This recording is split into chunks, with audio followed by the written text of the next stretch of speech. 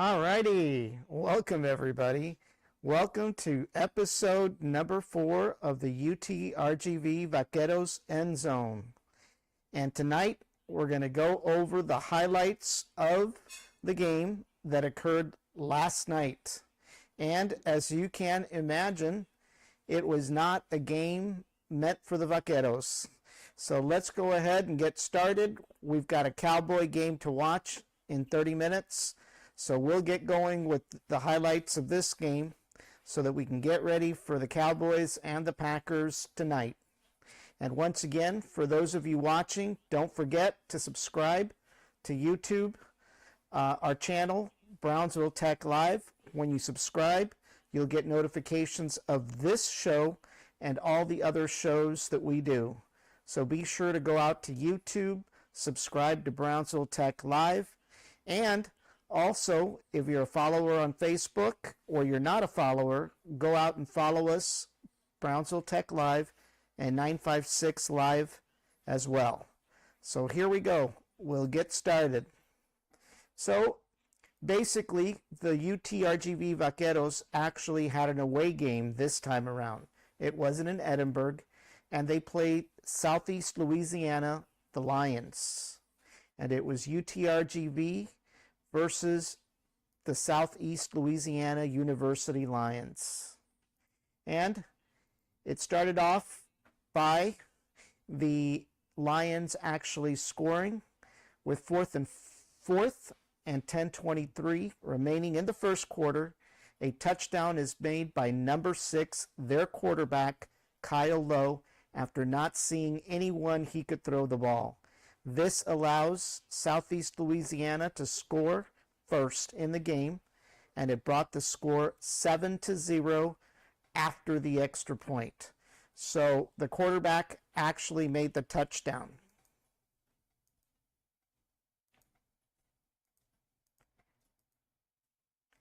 And it got even better for the Lions with 1st and 10 and 11:40 in the second quarter.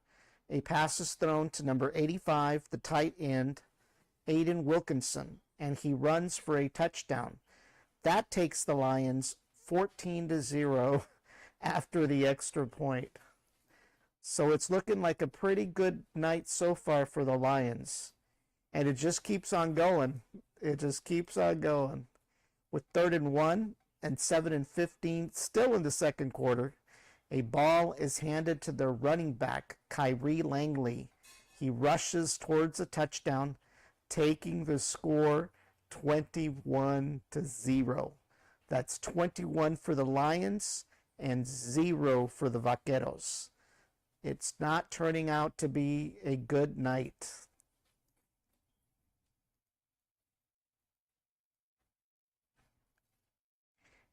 And with 1st and 3 and 5:49 remaining in the second quarter, a pass is thrown by Marburger to number 18, the wide receiver, Kynan Lee, which allows the Vaqueros to finally score for the night.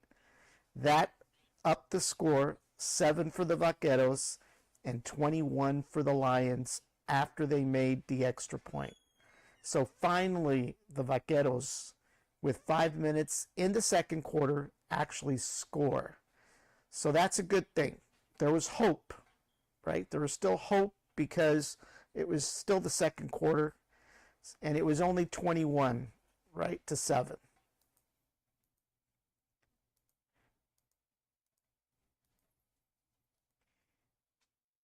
But unfortunately, that wasn't going to stay that way. With 1st and 10 and less than 39 seconds in the second quarter, a pass is thrown to number 1, the wide receiver for the Lions, Jalen Domino, for a touchdown in the end zone, taking the Lions to 28-7 after the extra point.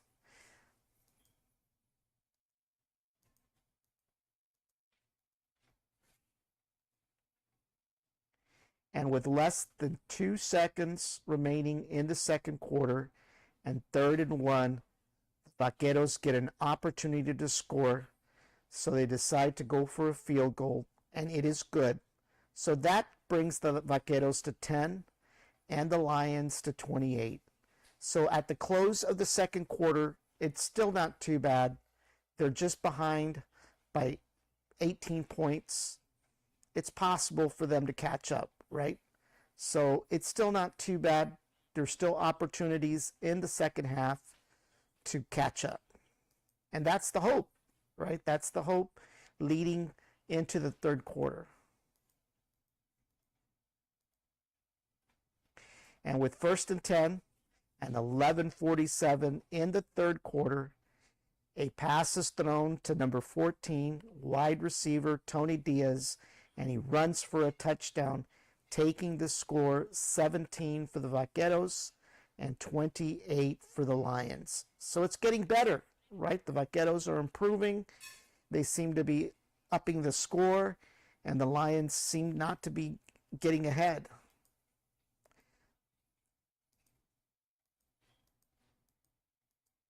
But as luck would have it, with 3rd and 1 and 10:47 in the third quarter, a ball is handed to the Lions running back number 3, DeAndre Jackson, and he runs away for a touchdown, upping the score 35 for the Lions and 17 for the Vaqueros after the extra point.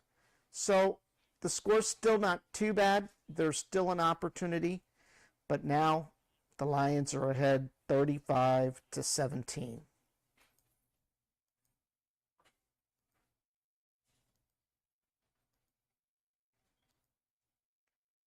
And 3rd and 1 and 3 minutes still in the third quarter, the Lions throw a pass to number 17, the wide receiver Mike Williams, in the end zone, which results in a touchdown, increasing the Lions' lead to 42 and the Vaqueros 17 after the extra point.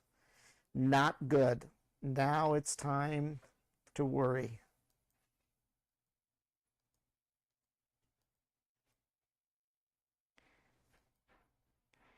And with 1st and 10 and 13-16 in the fourth quarter, a pass is thrown to number 8, and it is caught for a touchdown, taking the Vaqueros 24 to the Lions 42.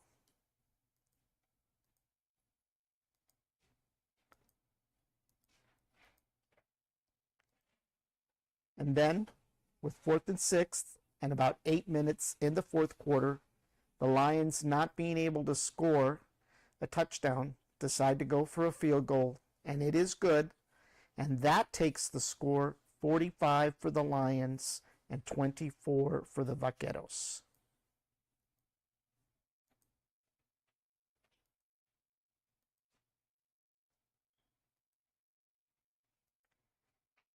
And then 2nd and 6 with only a minute remaining in the fourth quarter.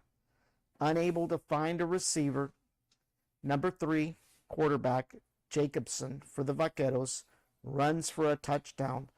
That takes the score 31 for the Vaqueros, but the Lions are still ahead 45. And unfortunately, with less than a minute, the Vaqueros just can't make up for the loss, and therefore they lose to the Lions 45-31. Not a good game. Not a good game for the Vaqueros. I don't know if they finally met their match. We've talked about this before. Are the Vaqueros for real? Are they not? Have they faced easy teams? Are they now about to face the harder teams? And obviously, facing the Lions this weekend proved that they are a good football team, but there are others within the conference that are just as good or better. And obviously, Southeast Louisiana proved that this weekend. So with that said, what's coming up? Well, obviously, they just played Southeastern Louisiana, right? The next game is October 4th with Houston Christian University. That is also a game that is being sponsored by HEB due to breast cancer awareness. That's going to be October 4th on a Saturday at 7 p.m. Then on October 18th, they're going to meet up with Lamar University. That's on a Saturday as well at 3 p.m. at Beaumont. And then on the 25th, they'll be back to Edinburgh for their first home game back. And that's going to be with Incarnate Word. Once again, that's going to be sponsored by HEB. It is also going to be their homecoming game. So once again, October 25th, for those of you planning to buy tickets, be sure to get your tickets now before they get sold out. And then November 1st, they head off to Nacogdoches to Stephen F. Austin. And then on November 8th, they have another home game in Edinburgh for playing against Nichols. And that game will be honoring our veterans. And then the last game will be November 15th at McNeese in Lake Charles. That's going to be at 6 p.m. So that's the remainder of the schedule. Like we said, the next game is October 4th in Edinburgh, where they meet up with Houston University. Be sure to get your tickets, and we will see you tomorrow for another episode of the Spin Zone. I believe it's episode number 13. And once again, we've got a Cowboy game to watch tonight as they play against the Green Bay Packers.